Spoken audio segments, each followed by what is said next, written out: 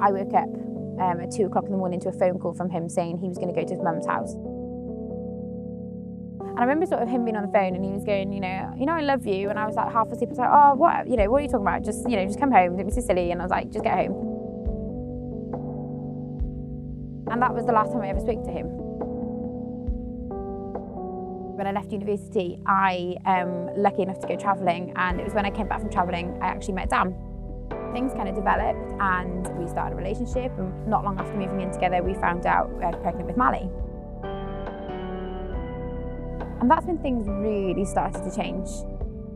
He'd gone from being this quite cool and calm character to all of a sudden being extremely anxious. I quite often describe him as being this person who's on this roller coaster, but the roller coaster never really got to the top. Things took a bit of a nasty turn then come July 2016.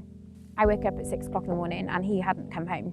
And I just had this gut feeling I knew where he was. I knew that he'd probably gone back to where he'd grown up. And as I drove down the lane and came around the corner, I was greeted by several police cars. Dan had taken the decision to end his life. So then everything happened, that has to happen when somebody dies, and the police came down to take a statement and they came down with a letter, and then something was written in it which really just kind of stuck with me, and it was, you weren't able to help me, but you can try and help somebody else. So I remember sitting down one evening, sitting there with this minister, he said to me, why don't you do something? And I was like, do you know what, actually, I think I'll do that. So the DPJ Foundation was set up in July 2016. We need to get support out in the community, but getting them to actually go out and get help is really difficult. So in my head, I was like, well, rather than waiting for them to come and get help, let's just take the help out to them. Because when I went to the GP, I got in touch with the counselling service, and it was a 9-month waiting list. And I remember thinking, that's not really good enough.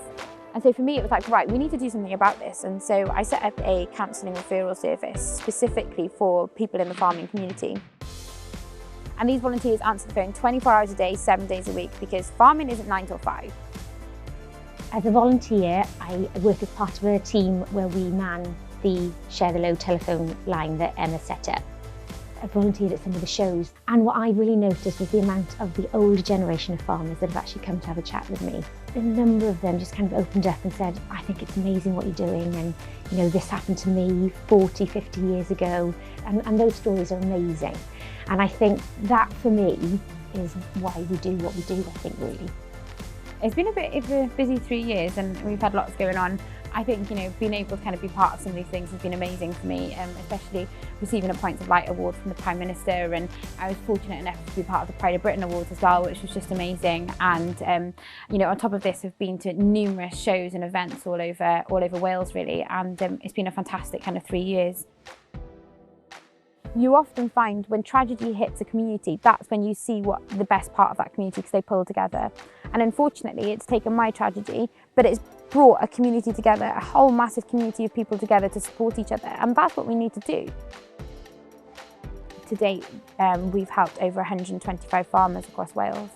So when you look at the suicide rate, as 1 farmer a week in Wales is killing himself. That's 52 farmers a year, and we've managed to help over 120 in the last 18 months. Hopefully we're kind of doing something a bit right.